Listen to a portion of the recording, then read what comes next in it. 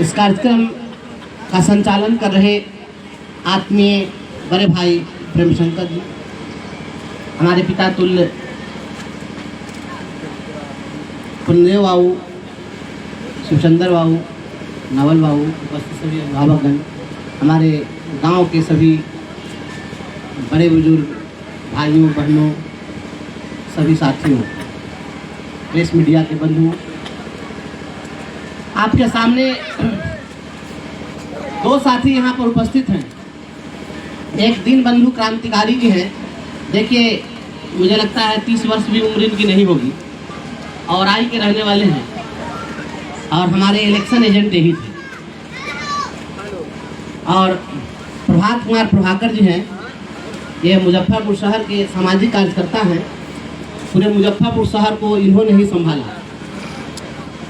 मुझे यह समझ में नहीं आया कि जितने भी प्रत्याशी खड़े थे चुनाव के मैदान में, वे लोग सैकड़ों करोड़ के मालिक थे और सभी लोगों का जो खर्च है 7 करोड़, 8 करोड़, 10 करोड़ ऐसे खर्च है और हमारे पास में कुछ नहीं था। मेरे पास में मात्र एक नौकरी थी, और नौकरी भी हम लुटा चुके थे। मेरे पास एक नौकरी भी नहीं थी। आजीविका का संकट था कि अब परिवार कैसे चलेगा। और वैसे समय में पूरे बिहार के शिक्षकों ने, जब मुझे डिसमिस कर दिया गया तो लगभग 1,500 शिक्षक हमारे आवास पर आए थे और सभी लोगों ने कहा कि अगर बोलने के कारण सरकार ने आपको डिसमिस कर दिया है तो आप चुनाव लड़िए। सरकार को पावर था, सरकार ने आपको डिसमिस कर दिया, हमको भी पावर है, हम आपको विधान पार्षद बना करके सदन में भेज देंगे और आप वहां जाकर बोलिए, मुख्यमंत्री के सामने जाकर बोलिए। तो यह लड़ाई बोली की है। बोलने के कारण आज मैं बर्खास्त भी हुआ और बोलने के कारण ही अब मैं विधान पार्षद भी बन गया। और जब काउंटिंग हो रही थी, मैं आप सभी लोगों को नमन करता हूं, इस मिट्टी को प्रणाम करता हूं। मैं यहाँ जन्मा हूं, पला बढ़ा हूं। इस देश के पूरे इतिहास में ग्रेजुएट कंस्टिट्यूएंसी का एकमात्र ऐसा चुनाव था जिस चुनाव में 197 बूथ था।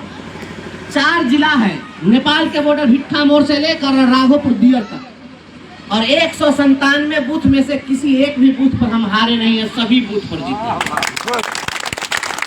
ये बड़ा आश्चर्यजनक रहा। मैं चिंतित था कि शहर का क्या होगा। मुजफ्फरपुर शहर में मेरी वैसी पकड़ नहीं है।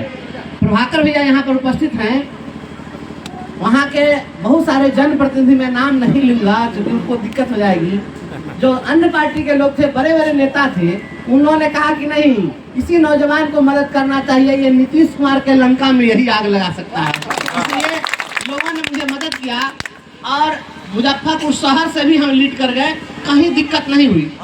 जब काउंटिंग हो रही थी, 20 टेबल लगा था और सभी टेबल पर जब बैलेट निकाला जाता था तो उस बैलेट पर केवल और केवल मेरे नाम के सामने में वोट मिलता था और सारे काउंटिंग जो उसमें कर्मचारी थे, बैलेट दिखाते थे हमारे काउंटिंग एजेंट को और कहते थे बंशीधर ब्रजवासी। एक साथ 20 टेबल पर 20 लोग बोलते थे बंशीधर ब्रजवासी, पूरा हॉल गूंज रहा था। और जितने काउंटिंग एजेंट आए थे सभी पार्टियों के, सभी प्रत्याशियों के, तो वो कहते थे कि तिरहुत तो बंसी में हो गया, आपकी बंसी बज, जिधर जाते थे सभी लोग। बड़ा आश्चर्यजनक परिणाम रहा। मैं तो कभी सोचा भी नहीं था कि मैं विधान पार्षद बन जाऊंगा। समय का चक्र है, ईश्वर का आशीर्वाद है। और अब आपको बताएं, मेरे पास जब फोन आता है ऐसी ऐसी हस्तियों का कि कल्पना नहीं कर सकते हैं। दिल्ली का सांसद फोन करता है, कोई कर्नल फोन करता है, कोई ब्रिगेडियर फोन करता है, कोई देश का मिनिस्टर फोन करता है। और 2 दिन पहले अमित शाह के आवास पर भोज का कार्यक्रम था, उसमें अमित शाह ने चर्चा की कि ये नौजवान है कौन। और देश के प्रधानमंत्री तक यह पूछ हो रही है कि भाई एक निर्दलीय प्रत्याशी, मात्र 40 साल का एक लड़का, और इस तरह के बड़े बड़े दिग्गजों को धराशायी कर दिया। और मेरा पूरे चारों जिले में कहीं न एक भी पोस्टर था, न एक भी बैनर था, न कहीं कुछ था, न अखबार में एक दिन विज्ञापन छपा, न एक दिन भी न्यूज आया। क्योंकि मेरे पास पैसा नहीं था तो पेपर वाले हमको नहीं छाप रहे। बिना हैंडबिल, बिना पोस्टर, बिना अखबार में चर्चा के, और बिहार के इतिहास में उतना वोट आज तक किसी को नहीं आया जितना वोट हमको आया। हम 11,000 वोट से जीते हैं ग्रेजुएट कंस्टिट्यूंसी में। इतना वोट तो प्रत्याशी लोग नहीं ला पाते हैं और इतना वोट से जीते। और बात हो रही थी कि बस यही बनाए रखना है। हर दिन मीडिया के लोग जब मेरे पास आते हैं पूछते हैं कि किस पार्टी में जाइएगा, क्योंकि बहुत सारे विधायक लोग दावा ठोकते हैं कि हम हमसे जुड़े हुए हमारे पार्टी में आ जाएंगे, कोई कहता है हमारे पार्टी में आ जाएंगे। हम तो बिना पार्टी के इस मुकाम तक पहुंच गए और लोगों ने इसी कारण से पसंद किया। तो सीढ़ियां उन्हें मुबारक हो जिन्हें महलों पे जाना है, सीढ़ियां उन्हें मुबारक हो जिन्हें महलों पे जाना है। हमें आसमां तक जाना है और रास्ते खुद बनाना है। आखिर साथी लोग, पत्रकार बंधु लोग कहते हैं आपको कौन सा सूट कर रहा है, कौन पार्टी की विचारधारा आपको अच्छी लगती है। तो मैं उन लोगों से कहता हूं कि आप ही कोई ऐसी पार्टी बता दीजिए, सुझाव दे दीजिए जो हमको झेल सकता हो। हमको झेल लेने की ताकत है किसी पार्टी में? सभी पार्टियों की स्थिति यही है कि उस पार्टी में जो लोग हैं अपने दिल की जगह दिमाग को फिट करके और वहां पर पार्टी में बने हुए। दिल कह रहा है कि ये गलत हो रहा है और मजबूरी ऐसी है कि दिमाग लगा करके कहना पड़ रहा है कि नहीं ये सही हो रहा है। तुम दिन को अगर रात कहो रात कहेंगे और जो तुझको हो पसंद वही बात कहेंगे, हम कभी नहीं कहेंगे। ये हमसे नहीं हो सकता। हम सही को सही कहेंगे, गलत को गलत कहेंगे और हमें कोई चेंजिंग होने वाला नहीं है।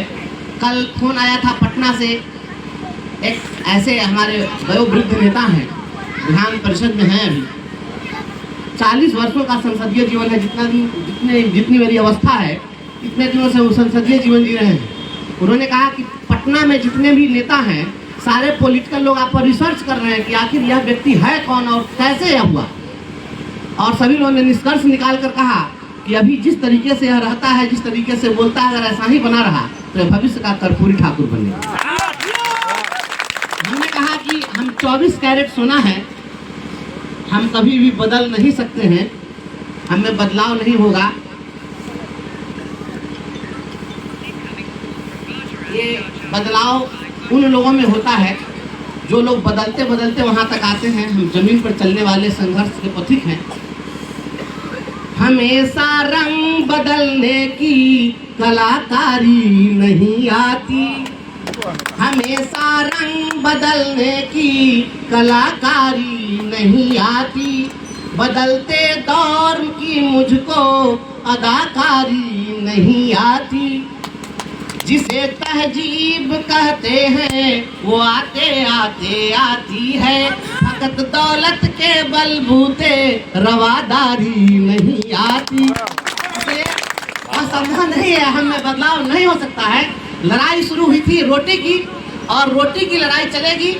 हम आपके घर के हैं, हम आपके बेटा हैं, आपके भाई हैं। कल यहाँ के वीडियो साहिबा ने भी मुझे फोन किया था। डीएम साहब थे काउंटिंग में, 9 आईएएस उस काउंटिंग में थे, उसमें वित्त सचिव भी थे बिहार सरकार।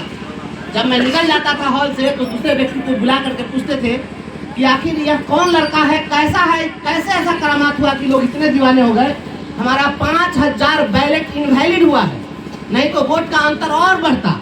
और उस बैलेट पर क्या लिखा है पता है? बैलेट पर जहाँ पर 1 लिखना था उस जगह भावना में जाकर लोगों ने लिख दिया मैं अपना दिल आपको देता हूँ। जाकर उस पर लिख दिया मैं अपना वोट बंशीधर ब्रजवासी जी को देता हूँ और इसके कारण वह कैंसिल हो गया क्योंकि नहीं लिखना था, वहाँ 1 लिखना। लोग कहा कि इतनी दीवानगी कैसे हो गई इस नौजवान की। तो देखिए ऐसा है कि कार्यकाल हमारे लिए बहुत छोटा है, हमको चैन से नहीं रहना होगा। बड़ी जवाबदेही है, यह जीत नहीं है, जिम्मेवारी है। आप त्याग तप की साधना से इंद्र तो बनना सरल है, स्वर्ग का है स्वर्ग पाकर मत भुलाना ही कठिन है। पूरे बिहार के लोगों की नजर है कि यह अपने पद पर बना हुआ कैसे रह सकता है। बड़े बड़े सूरमा लोग लगे हैं मुजफ्फरपुर में, कह रहे हैं हम 50 करोड़ अगली बार खर्च करेंगे। तो लोग कहते हैं कि हम 50 करोड़ खर्च करेंगे, तो हम कहते हैं कि हम इतने लोगों का पैर छू लेंगे, उतने वोट से हम जीत लेंगे। यह लड़ाई एक तरफ धनबली की है और एक तरफ फकीरी की लड़ाई है। हम लड़ने का जब निर्णय लिया तो शिक्षकों ने 51 रुपया से लेकर के 11,000 तक चंदा दिया। 7 लाख रुपया मुझको चंदा में मिला, उसमें से 1.5 लाख रुपया ही बचा हुआ है हमारे पास। जब हम लोग बूथ पर दे रहे थे कि पोलिंग एजेंट बनाने के लिए तो नौजवान सब पैसा नहीं ले रहा था और अब पूरे बिहार के नौजवान हमारे पास आ रहे हैं। बड़ी उम्मीद के साथ। अब नौजवानों को लग रहा है कि बिना पैसे का भी चुनाव जीता जा सकता है, गरीब का बेटा भी नेता बन सकता है। और हमको ऐसे ही नौजवानों के कंधे पर हाथ रख के उसको बढ़ा देना है। अगर उसमें टैलेंट है निकलेगा, आगे बढ़ेगा। हमें नौजवानों को बढ़ा देना है। और लड़ाई रोजी रोटी की है। आपके गांव के विकास के लिए भी जितना कुछ हो सकेगा, डीएम से बात करना होगा, आपको पदाधिकारियों से बात करना है, सदन में सवाल उठाना है, जो कुछ भी हो सकेगा हम करेंगे। सरकार परेशान है, आप लोग नहीं समझ पाएंगे उन चीज़ों को जो हो रहा है। बहुत परेशान है सरकार। हमारे डिपार्टमेंट में तो बहुत खलबली मची हुई है कि अब ये आ गया, अब क्या होगा। क्योंकि हमने कहा डीएम साहब को, काउंटिंग हो रही थी, उसी दरमियान डीएम साहब ने मुझसे पूछा कि आपका गांव कहाँ है ब्रजवासी जी, आपकी पढ़ाई लिखाई कहाँ हुई है। तो यही डीएम साहब हमको डिसमिस किए थे। जो डीएम साहब डिसमिस किए थे उन्हीं के सामने कमिश्नर ने हमको सर्टिफिकेट दिया है। तो हमने डीएम साहब को कहा कि डीएम साहब, जिस दिन मैं शपथ लेकर पटना से निकलूंगा तो 15 दिनों के अंदर सबसे पहले आपके गेट पर दरी चादर बिछाऊंगा। उन्होंने कहा कि आप अब ऐसा नहीं करिए, आप 28 विधानसभा के, कोई एक विधायक होता है और 28 विधायक के बराबर हैं, 28 विधानसभा के आप माननीय हैं। मैंने कहा कि रहने को घर नहीं है हिंदुस्तान हमारा, इस मुगालते में मैं नहीं जीता हूँ। मुझे लोग धरना प्रदर्शन के लिए जानते हैं, गाड़ी में दरी और चादर परमानेंट रहेगा। जहाँ समस्या शुरू होगी मेरा धरना प्रदर्शन वहीं से स्टार्ट होगा। लड़ाई गरीबों की है, अमीरों के लिए तो कुछ किसी को लड़ने की जरूरत ही नहीं, वो सक्षम है। गरीबों की लड़ाई होगी, रोजी रोटी की लड़ाई होगी, मजदूरों की लड़ाई होगी। जहाँ भी लड़ाई की बात होगी मैं वहाँ पर खड़ा रहूँगा। और हमारी जो जिंदगी है इसी संघर्ष के नाम समर्पित होगी।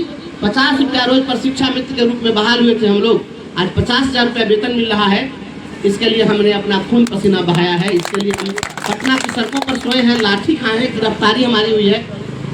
जिस डीएम साहब ने, लोकतंत्र की खूबसूरती है, जिस डीएम साहब ने मुझे डिसमिस किया, अब उन्हीं के चैम्बर में जाएंगे तो वही डीएम साहब खड़ा होकर मेरा अभिवादन करेंगे। यह लोकतंत्र की खूबसूरती है, यह आप लोगों के आशीर्वाद से ही संभव हुआ है।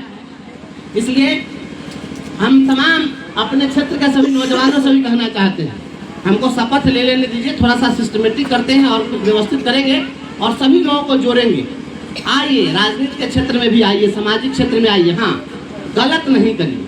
अगर आपका दिल साफ है, अच्छा करना चाहते हैं तो हमसे जुड़िए, हम आपको मदद करेंगे। यहाँ से लेकर के पटना तक हमारी तो धमक है, दिल्ली तक बड़े बड़े सूरमा लोग फोन कर रहे हैं, क्योंकि उनको चाहिए बोलने वाला व्यक्ति चाहिए, एक लड़ने वाला व्यक्ति चाहिए था। अब लोग सोचते हैं कि हमारे यहाँ आ जाए। अब वही गीत जो पहले हम गाते थे तो कोई नोटिस नहीं लेता था। मेरा बेटा बेटी 28 जुलाई को जो गीत गाया, उस गीत को अब अखबार में छापा गया। उस दिन नहीं छापा कोई, अब छाप रहा है कि सिर पे बांध कफन जो निकले बिन सोचे परिणाम रे, वीरों की ये बात है भाई, कायर का नहीं काम रे। तो अब लोग अखबार वाले छाप रहे हैं, तो अब सभी लोग नोटिस करेंगे आपकी बातों को। मेरी बात को कोई दबा नहीं सकता है ना। इसलिए संघर्ष में आइए। संघर्ष पसंद जो भी लोग हैं, जो संघर्ष करना चाहते हैं, वो हमारे साथ जुड़िए। हम बहुत आगे तक जाएंगे और हम चाहेंगे कि हम लोगों के बीच जाते हैं तो संघर्ष का गीत गवाते हैं। 4 लाइन हम लोग उसको गाएं, आप लोग भी साथ दीजिए।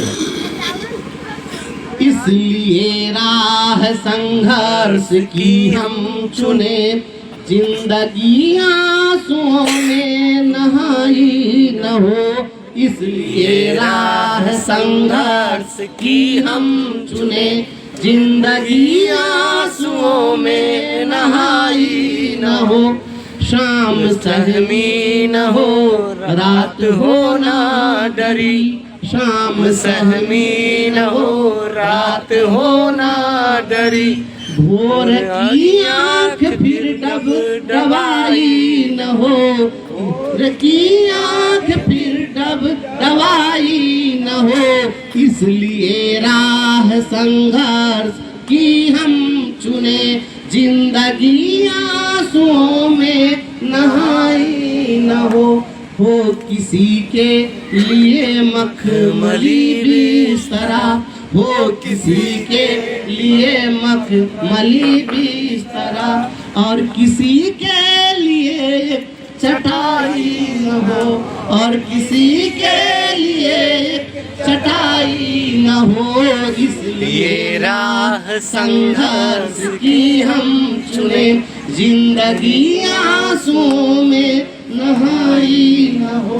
दम न तोरे कहीं भूख से बचपना, दम न तोरे कहीं भूख से बचपना, रोटियों के लिए फिर लड़ाई न हो, रोटियों के लिए फिर लड़ाई न हो, इसलिए राह संघर्ष की हम चुने, जिंदगी आंसुओं में नहाई न हो। आप सभी लोगों को, आप लोगों ने इतना, हम तो कभी सोचे भी नहीं थे कि मेरे गांव में लोग इतना प्रेम स्नेह देंगे। आप लोगों ने मुझे बुला करके और इतना जोरदार स्वागत किया, मैं अभिभूत हूँ। और मैं आप सभी का यह प्रेम, यह स्नेह संजो कर जा रहा हूँ। और आज पूरा हिंदुस्तान देखेगा, रक्षा गाँव आज चर्चा का विषय बना हुआ है, और मैं चाहूँगा कि यह और चर्चित हो, इसके लिए काम किया जाएगा। मैं आप सभी लोगों के बीच गर्व से, विनम्रता से, मैं ईमानदारी पूर्वक शपथ लेकर और वचन देता हूँ आपको कि अपने चाल चरित्र आचरण कर्म वचन से मैं कोई ऐसा काम नहीं करूँगा जिससे आपके किसी प्रकार के सम्मान पर ठेस पहुँचे। मैं आपका सम्मान दिखाऊंगा, और किसी संकल्प के साथ आप सभी को कोटि कोटि नमन करते हुए अपनी बात को समाप्त करता हूँ।